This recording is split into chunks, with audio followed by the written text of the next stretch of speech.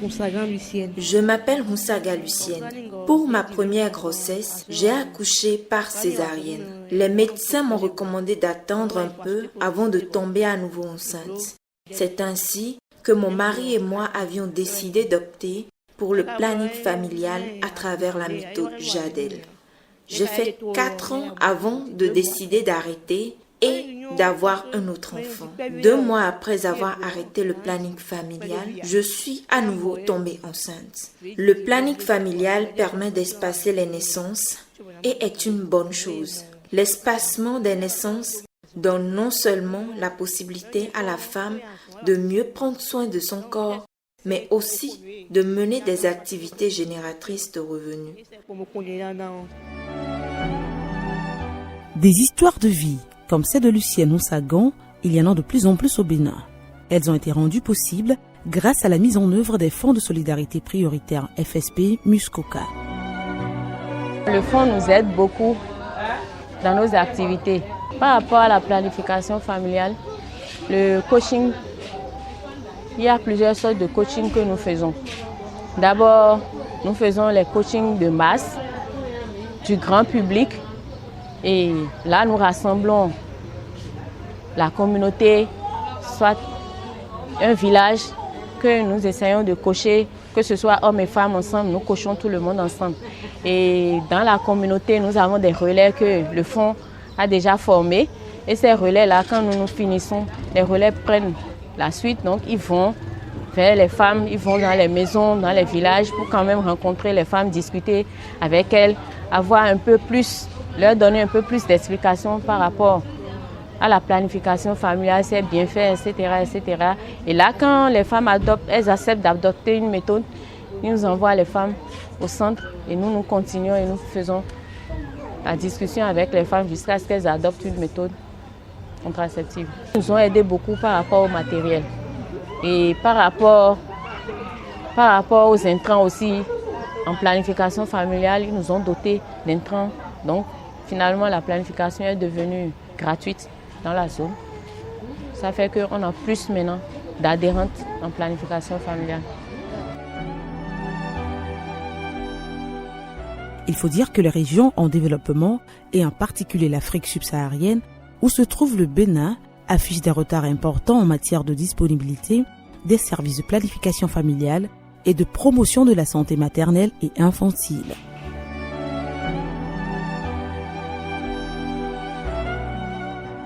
C'est ce qui a amené la France, lors du sommet du G8 à Muskoka au Canada en 2010, à s'engager à apporter une contribution additionnelle de 500 millions d'euros aux 10 pays francophones d'Afrique et Haïti sur la période 2011-2015 dans l'optique de réduire la mortalité maternelle, néonatale et infantile et d'accélérer l'atteinte des objectifs du millénaire pour le développement OMD 4 et 5 à travers le renforcement des systèmes de santé.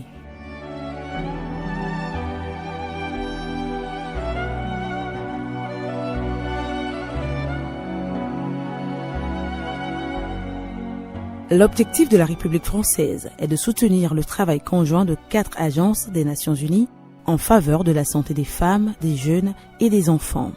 Les 4 agences l'UNICEF, l'OMS, l'UNFPA et ONU Femmes collaborent pour mettre en œuvre des interventions stratégiques à haut impact qui permettent de renforcer les systèmes de santé et lutter rapidement contre les décès maternels et infantiles. Au Bénin, ce sont 3 agences onusiennes qui ont participé dans la mise en œuvre du FFM depuis 2011. Aujourd'hui, il y a un groupe sectoriel santé qui se réunit régulièrement pour s'assurer de la bonne coordination des projets mis en œuvre. Aujourd'hui, ce groupe est présidé par l'UNICEF. Sont présents autour de la table tous les opérateurs, toutes les organisations contribuant à la mise en œuvre de la stratégie nationale en matière de santé. Et donc, c'est autour de cette table que nous nous retrouvons avec le FNUAP pour discuter des projets et s'assurer que l'articulation est bien faite entre ce que font les agences onusiennes et ce que fait l'AFD. Grâce au FFM, de nets progrès pour l'accès à la planification familiale ont été réalisés dans les 11 pays cibles. Au Bénin, le nombre de femmes utilisant une méthode moderne de contraception est en nette progression par rapport aux années passées. Les contraceptifs acquis en 2015 par les différents partenaires dans l'UNFPA représentent 1,2 million de couples années protection CAP qui permettront d'éviter plus de 127 000 grossesses non désirées contre 75 000 en 2014, près de 64 000 naissances non désirées contre 37 000 en 2014, près de 46 000 avortements clandestins contre 27 000 en 2014 et 316 décès maternels contre 192 en 2014. À Soava, une commune lagunaire du sud Bénin, c'est une idée très originale qu'a trouvée l'ONG OSV Jordan pour approcher la santé de la reproduction des populations. Il s'agit d'une barque motorisée dont la construction a été financée par l'UNFPA grâce au fonds français Muskoka.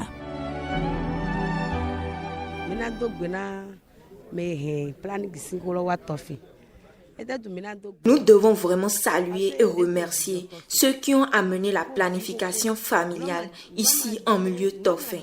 Il faut dire que ce qui se passe ici en matière de naissance est très inquiétant. Les femmes ont beaucoup trop d'enfants. C'est une situation qui fait accroître la pauvreté car les familles n'ont pas les moyens de subvenir à leurs besoins. L'arrivée de la planification familiale est donc une très bonne chose pour nous. Elle permet aux femmes, grâce à la sensibilisation que font les relais communautaires comme moi, d'avoir 2, 3 ou 4 enfants au plus. Elle s'offre ainsi la possibilité de faire du commerce ou d'autres activités qui leur rapportent de l'argent. Les femmes sont vraiment plus épanouies grâce à la planification familiale. Comme on peut constater, l'augmentation du nombre de nouvelles utilisatrices de méthodes modernes de contraception s'est faite notamment par les campagnes mobiles et les campagnes foraines étendues sur l'ensemble du territoire. Il faut dire qu'ils sont là depuis environ 3 à 4 ans. Et particulièrement dans la commune de Soava. Il y a eu, vous savez, que c'est une commune à part entière. Et tout le cadre de référence défini en matière de santé au Bénin ne répond pas forcément à ce contexte où l'accessibilité est difficile, où le problème d'assainissement se pose, le problème d'hygiène d'assainissement se pose, le problème de santé maternelle et infantile se pose. À tout point de vue, c'est une zone, c'est une population qu'on doit pouvoir assister. Et je crois que c'est à travers tous ces paramètres que le partenaire FUNIAP a justifié son intervention au niveau de cette commune et des actions ont été menées à l'endroit de la zone sanitaire pour qu'on puisse intensifier nos interventions en matière de santé au niveau de cette commune. Moi, je peux dire tout de suite, et ce qui peut même justifier les résultats obtenus au niveau de cette zone, c'est la mise à disposition de l'équipe cadre de la zone sanitaire d'un véhicule tout-terrain et qui nous permet aujourd'hui d'assurer la liaison, de faire le suivi des activités sur le terrain. Donc voilà, imaginez Toukalavi et la liaison avec Soava, il faut avoir un moyen de déplacement. Et je crois que c'est ce qu'ils ont constaté. Et ça nous aide beaucoup par rapport à tout ce que nous menons comme intervention. Au Bénin, comme dans les pays ciblés, le FFM a permis d'appuyer de façon très importante le renforcement des ressources humaines à travers la formation des personnels de santé, la formation de relais communautaires, l'appui aux écoles de formation et la conception de matériel pédagogique.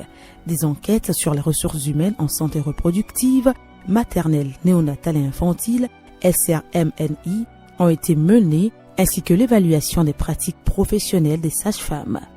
Les formations étaient soit des formations initiales, soit des renforcements de compétences.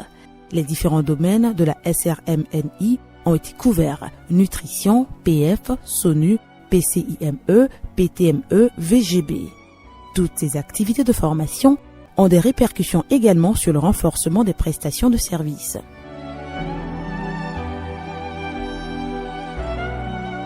RUD, à travers ce fonds, nous a aidé à avoir plusieurs formations sur les décès maternels, la planification familiale.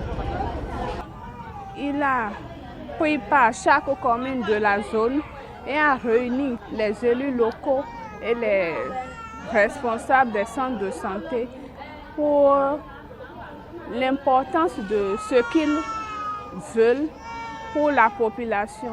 C'est que toute femme qui a une grossesse doit revenir à la maison avec son enfant en bonne santé et elle-même en bonne santé. Plus de décès maternels, plus de morts néonatales. Donc, la population a été sensibilisée pour ça. Après les sensibilisations par commune, il y a eu formation des prestataires dont je fais partie. Nous avons eu du matériel pour le travail à travers ce fonds. En plus de la fourniture de produits prioritaires pour la mère et l'enfant, le FFM a contribué au renforcement du système pharmaceutique indispensable pour améliorer la disponibilité et la qualité des médicaments essentiels et produits de santé nécessaires à la prise en charge des mères et des enfants dans les structures de santé à leur utilisation rationnelle. Ceci est important pour que les populations aient confiance dans les systèmes de santé.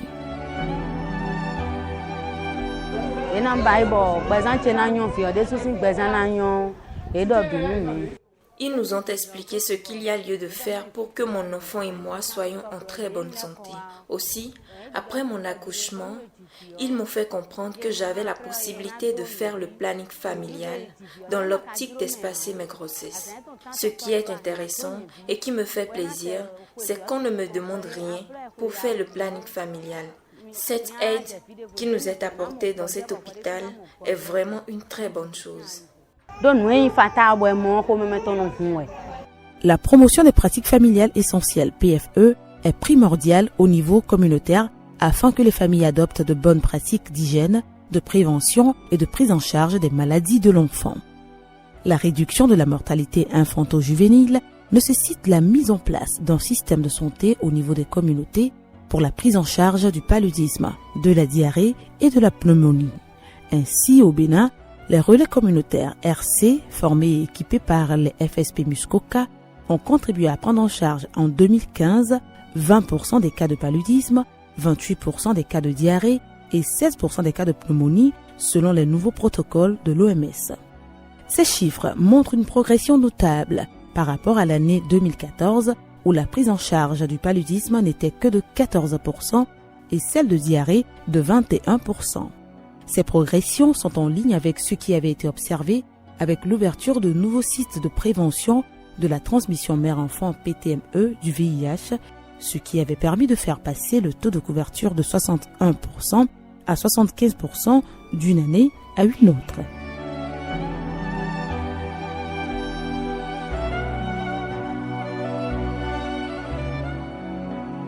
Le FFM a été mobilisé afin de réaliser des actions de sensibilisation et de communication en utilisant différents canaux, campagnes communautaires, mobilisation sociale, radio, télévision.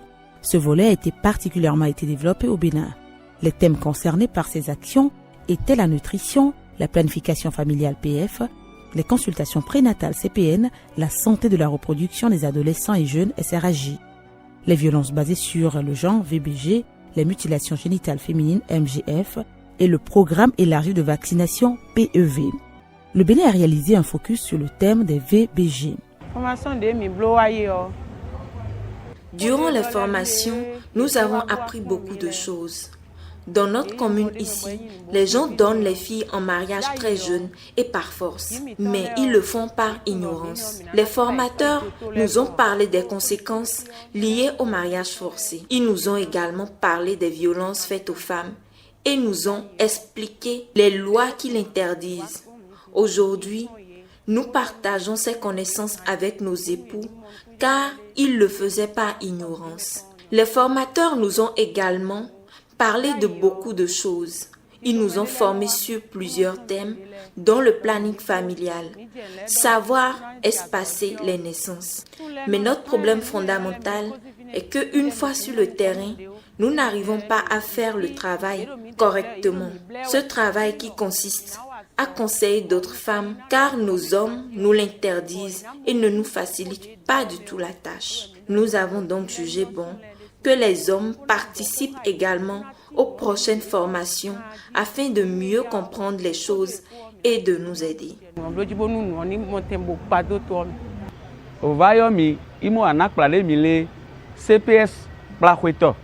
Nous avons été invités ici par les formateurs sur demande de nos femmes et mères.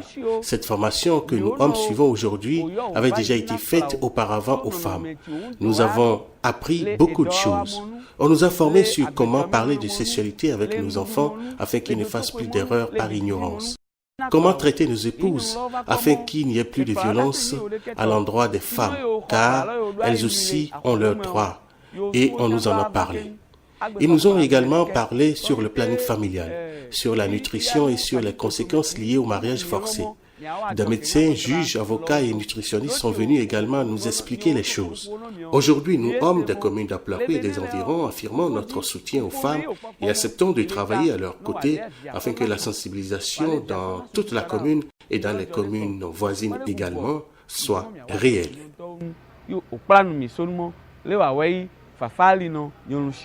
Cette séance de sensibilisation fort appréciée, qui s'est déroulée début novembre 2016 à Plaoué, dans le département du Koufo, a été orchestrée et mise en œuvre par la direction de la promotion de la femme et du genre du ministère en charge des affaires sociales grâce à des fonds Muskoka.